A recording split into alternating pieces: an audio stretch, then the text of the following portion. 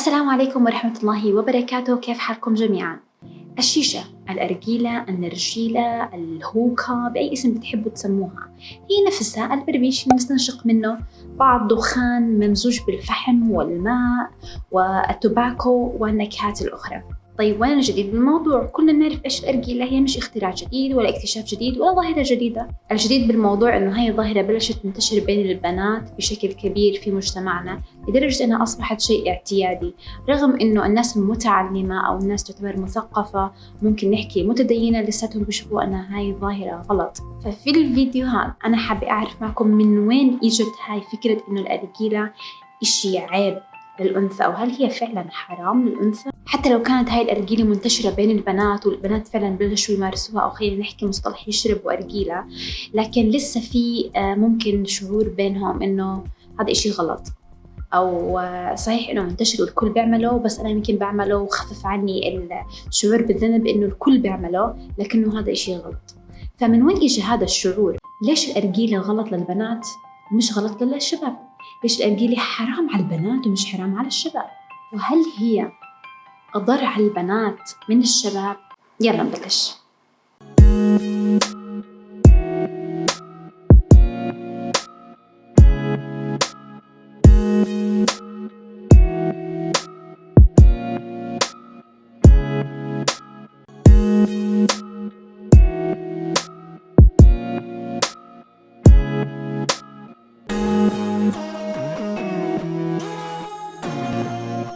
خلينا نبلش بأشياء بسيطة جدا. الأرجيلة هي عبارة عن توباكو، فحم ونكهات. النكهات هاي خلينا نحطها على جنب لأنه النكهات موجودة بطعامنا وأكلنا، فهذا إشي عادي يعني. لكن التوباكو والفحم خلينا نركز على هدول التنتين. أول شغلة التوباكو معروف هو التبغ المستخدم بالدخان أو السيجاريت، وعادي يعني كل الناس بتدخن وإشي طبيعي. لكن وين المصيبة؟ المصيبة إنه استنشاق مرة واحدة من الأرجيلة يعادل 100 ل 200، قد تصل ل 200 سيجارة زي ما نسميها.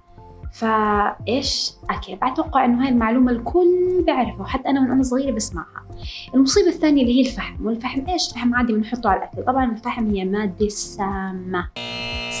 أنا ما بدي أحكي لكم وأفصل بمصائب الفحم ومصائب سوء استخدام، وحتى بالطعم إحنا لما نستخدم الفحم لازم نكون حذرين. خلينا هلا نروح بسرعة على الأشياء السلبية أو المخاطر اللي يسببها التدخين. أول شغلة الريحة الحلوة واضح جدا. اللي إذا كنت عن جد بتعشق الدخان وريحة الدخان بالنسبة لك زي ريحة المسك، هاي إشي تاني. لكن ريحة الدخان بتضل معلقة زي ما نحكي بالملابس، بالفم، بالشعر، بالجسم، فما بعرف أنا، ومو التخلص منها شبه مستحيل. ثاني نقطة بقلل من الشهية. البنات يحكوا واو يلا خلينا ندخل علشان إيش؟ علشان ننحف نقلل الشهية. لا حول ولا قوة إلا بالله. بخفف القدرة على تذوق الطعام، خلي كمان الباقين على السريع. أضرار في الرئة، أمراض في القلب، مشاكل قد تؤدي إلى العقم. قد يخفف أيضا من حليب الأم إذا كانت مرضعة، ضعف في نظافة الأسنان والفم، وأيضا كمان في احتمالية عالية لسرطان الفم والحلق والحنجرة، وإله علاقة غريبة بسرطان عنق الرحم. وإحنا لما نحكي في احتمالية إصابة مش يعني إنه 100%، بس يعني إنه بيزيد الاحتمالية. يعني مثلا نحكي أنا إنسان صحي ما عندي أي مشاكل، يعني إيش احتمال لا سمح الله إني أصاب بنوع معين من السرطان؟ احتمال قليل جدا. لكن أنا لما بلش أدخن فالاحتمالية بتزيد. ممكن مع أمراض ثانية ومشاكل ثانية احتمالية تزيد أكثر وأكثر وأكثر. فهذا يعني إنه definitely على الأكيد أنت رح يصير معك هذا السرطان، لكن يزيد احتماليته. تجلطات الدم آخر نقطة، هاي بالنسبة بشكل عام. لكن نحكي على النساء بشكل خاص، وهاي أنا استغربتها، إنه النساء أكثر عرضة مرتان أو ضعفان إنهم يصابوا بسرطان الرئة من الرجال، تخيلوا. وأكثر عرضة للإصابة بالجلطات، يعني سبحان الله عن جد. أيضا كمان يشيخ المرأة، يعني المرأة بصير عندها تجاعيد أسرع، مشاكل بالشعر ومشاكل بالجلد بشكل عام، والتهابات أو مشاكل باللثة والأسنان يعني، ورائحة الفم الكريهة. أيضا كمان الشيب المبكر. وأيضا كمان النساء المدخنات احتمال أن يصابوا بالاكتئاب أكبر وأكبر. واو كيف إنه يعني النساء عن جد بيختلفوا عن الرجال. طبعا الرجال طبعا هو بيصيب رجال، لكن النساء بشكل أكبر. فهي كمان بتأثر على الإنجاب، قد تسبب طبعا عقم، خاصة الناس اللي لسه ما أنجبوا، لساتهم يعني ما عندهم أي طفل وهلأ متجوزين جديد، وهي وجوزها مبسوطين بالليل بيسهروا على الأرجيلة، والله أعلم إيش رح يصير بعدين. وأيضا كمان للنساء اللي ما عندهم أي مشاكل بالحمل، بسبب مضاعفات بالحمل، قد يسبب ولادة مبكرة، عدا عن ما يسبب للجنين من مشاكل وأحيانا تشوهات. وأنا بستغرب إحنا بمجتمعنا هاي ظاهرة جديدة فعليا. صحيح في نساء كانوا يدخنوا أو كانوا يرقوا، لكن مش بنفس الكمية أو بنفس القبول بهاي الأيام. لكن المشكلة بدون تعليم، يعني بدون وعي. يعني بتكون مرة حامل وبتدخن أو بتأرجل، يعني حرام عليك والله. هذا أنا ما بعرف نحط على جنب إنه هل هو حرام للرجال أو النساء، لكن هذا حرام. أنت حامل طفل ببطنك وبتشرب الدخان والتباكو وبيصلوا. يعني النساء الأوروبيات طبعا هم مش أحسن منك أكيد، لكن لما تكون واحدة حامل يعني بتوقف المشروبات. طبعا إحنا الحمد لله الله يكفينا شر المشروبات، بتوقف التدخين وإلى ذلك. فبكون في وعي، في نسبة وعي. لكن المصيبة لما يجتمع الجهل مع ظاهرة جديدة غلط. لأنه أنا بستغرب، يعني بتكون حامل أو لسه مخلفة وبتأرجلي. طيب والله حرام. ما بعرف إن هل أنت بتقبلي أي أم تقبل إنه ابنها عمره سنة أو سنتين يمسك الدخان ويشربها عن جد، يعني مش إنه بمزح. أنا بحس إنه المجتمع لما يمسكها ويشرب ويمزح بيصيروا يضحكوا كيوت.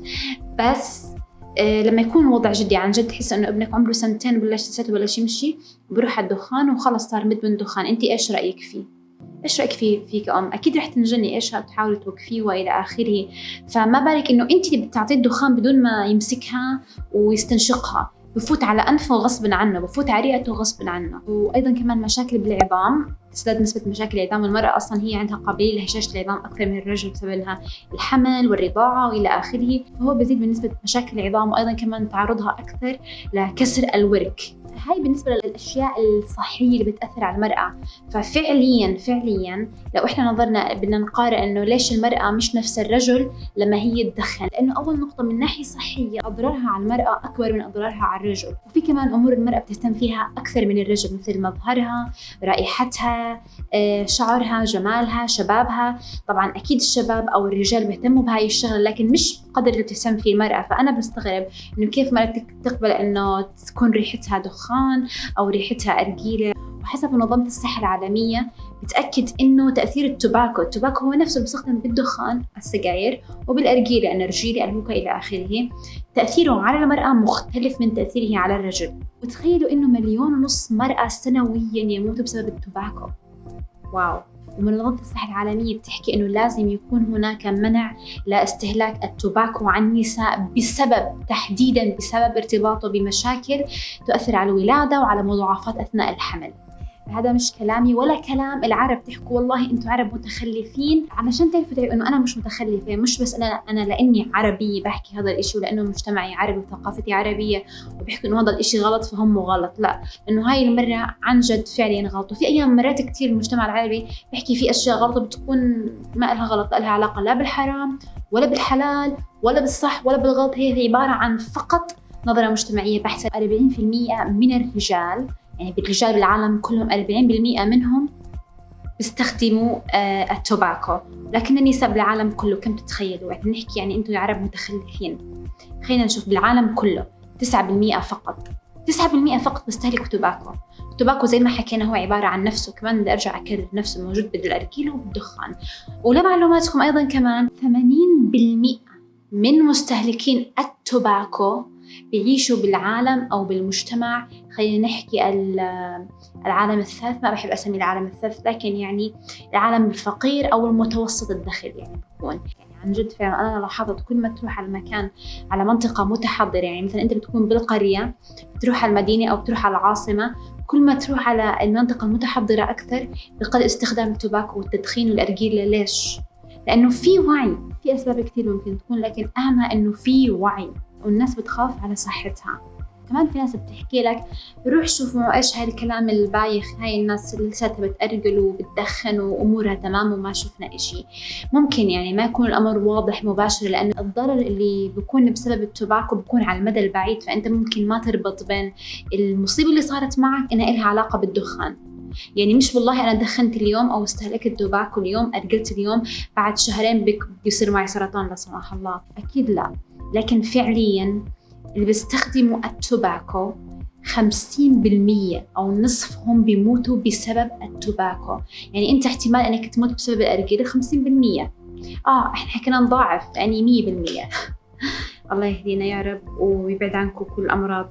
من وين بلشت ثقافة العيب للمرأة إنها تدخن أو إنها تأرجل أو تستهلك التوباكو زيها زي الرجل؟ يعني وين المشكلة؟ المشكلة ما بلشت لا مني ولا من الوطن العربي ولا منكم ولا من أي حدا. شركات التوباكو أول ما بلشت تعلن عن منتجاتها كان إعلانها موجه للرجال فقط، كانوا يروجوا لصورة الرجل المدخن على أنه هو رجل ثري، رجل ذكي، رجل يعني قادر على التركيز، رجل وسيم. فكل هاي الصفات وأكثر منها ارتبطت بالرجل فقط. خلص المجتمع عرف، المجتمع العربي الغربي الأوروبي كله عرف أنه التدخين للرجال، يعني إيش ما تدخن عيب غلط، لحتى ما قرروا أنهم يستهدفوا النساء. فقامت الشركة بذكائها عملت حملة بشوارع نيويورك أمريكا وصارت تنادي بحرية المرأة والمساواة للمرأة بينها وبين الرجل. سبحان الله سبحان الله، الشركة الآن بدها مساواة بإيش؟ من المرأة تدخن نفس الرجل. فبلشوا يروجوا لها من خلال إيش؟ من خلال إنهم خلوا النساء يدخنوا، ومن خلال الأفلام ومن خلال الأغاني يظهر المرأة على أنها المرأة مثيرة إذا كانت تدخن، أو مرأة جذابة أو غنية أو جميلة بدخانها أو مستقلة. فهاي الأفكار كلها يعني حقيقة أصلها من الشركة المنتجة للتوباكو. الواقع أن المرأة اللي بتدخن هي مش ذكية أذكى من غيرها، ولا أحلى من غيرها، ولا جذابة أكثر من غيرها، ولا مستقلة أكثر من غيرها. بالعكس هي صارت معبودة لهذا السيجارة أو هذا البربيش. بلشوا طبعا يكذبوا ويفبركوا، خلينا نحكي إنهم ما بيقدروا يكذبوا لكن يفبركوا إنه الدخان بخفف الوزن أو التوباكو بخفف الوزن للمرأة، مفيد صحيا للمرأة، وإحنا رح نعمل توباكو أو سجاير خاصة للمرأة مختلفة. وطبعا هذا كله كان كذب، وإلى الآن لازال كذب طبعاً، وحتى منظمة الصحة العالمية بتحكي إنه هذا كذب. بمختصر المفيد يعني إحنا عرفنا من وين إجت فكرة العيب للمرأة أنها تستخدم التوباكو أو الدخان أو الأرجيلة، بسبب إنه فعلياً الشركة كانت تستهدف الرجال والكل تعود على هذا الإشي. فعلشان هيك المرأة كان كثير غريب إنها تدخن أو كثير غلط إنها تدخن، لحد ما قررت الشركة إنه لا، بدها الكل يدخن، يستخدم التوباكو والأرجيلة السجاير. حكينا عن الصحة، حكينا عن المجتمع، طب خلينا نحكي عن الدين، وهو صراحة مهم جدا طبعا. هل هو فعلا حرام يعني على البنات ومش حرام على الشباب؟ أنا لما سجلت الفيديو حكيت إنه الحلال والحرام على الرجل والمرأة نفس الإشي، لكن صراحة لما فكرت فيها، وأكيد أنا مش شيخ وما رح أفتي من عندي، لكن لو إجي شيخ وصار يحكي إنه الحرام على المرأة أكثر من الرجل فأنا ما رح أستغرب، لسببين. السبب الأول إنه أضرارها على المرأة أكثر من أضرارها على الرجل. السبب الثاني كمان إنه بسبب المرأة ممكن يضر الطفل يكون ببطنها أو ابنها اللي حواليها، وممكن حدا تاني يجي يحكي لي إنه لا، كمان الرجل نفس الإشي، ممكن يكون أب بدخن وأبنائه حواليه. هذا كلام صحيح. مع هيك كمان لما الأم تكون تدخن وتكون حامل فمستحيل إنها يعني تشيل ضرر التدخين عن طفلها، لكن الأب ممكن يخرج من الغرفة، ممكن الأم لحالها تطلع لما زوجها يدخن أو إشي زي هيك، إنه كمان متعلق بالحمل ومتعلق بالإنجاب بشكل كبير. فمسؤولية الحمل هي مسؤولية المرأة، يعني من ناحية الحفاظ على جنينها. أكيد طبعا مسؤولية الرجل كمان، لكن مسؤولية المرأة بتكون أكبر. فأنا بحس بسبب هذا الإشي لو كان التدخين حرام يكون على المرأة حرام أكثر من الرجل. لكن أنا ما بحكي إنه التدخين حرام، لأنه فعليا في ناس بيحكوا إنه مكروه وفي ناس بيحكوا إنه حرام، هذا برجع للعلماء. نهاية كل هذا الفيديو، هل أنا مع أو ضد التدخين؟ أنا فعليا صراحة رأيي الشخصي إنه شيء غير حضاري، شيء غير صحي، أتوقع إنه بعيد عن الدين، وشيء بحسه قبيح للمرأة، بشوه صورة المرأة، عدا عن إنه ريحتي كلها دخان وأرجيلة، عدا عن بيخشن الصوت. يعني الأنثى إيش إلها؟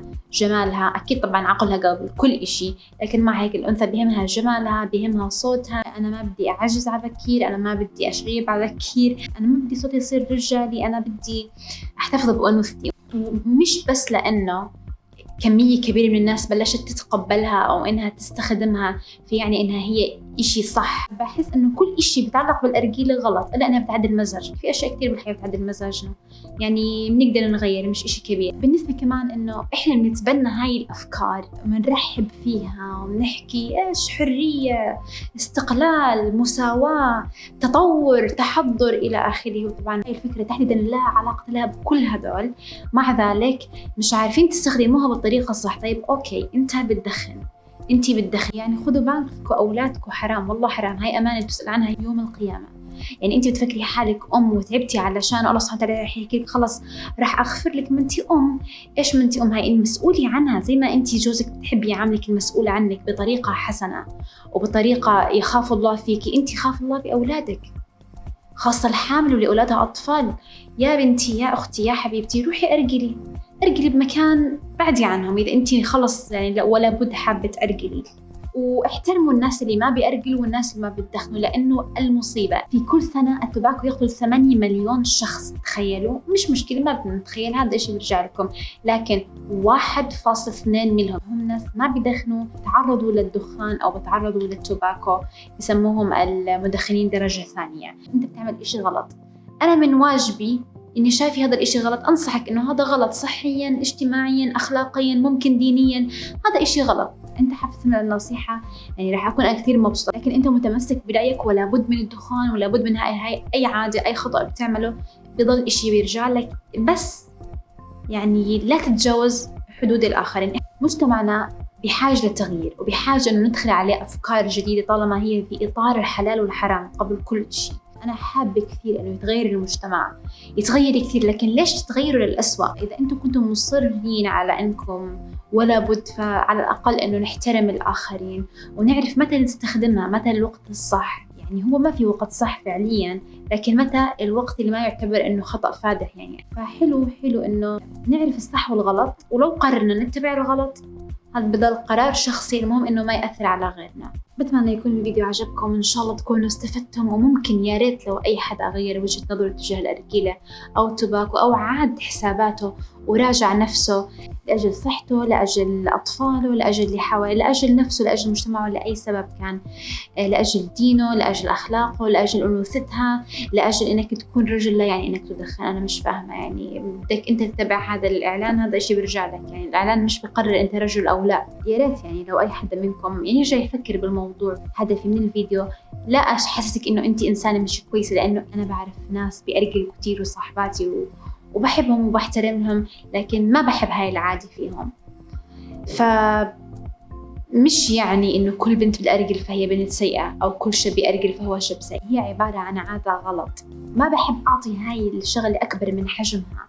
يعني هم مش سيئين، هم عندهم عادة سيئة، ممكن هيك يحاولوا يعني يغيروها أو يستبدلوها بعادة ثانية. وهاي كانت نهاية الفيديو، إن شاء الله يكون الفيديو عجبكم، حتى أشوفكم المرة الجاية. السلام عليكم ورحمة الله وبركاته.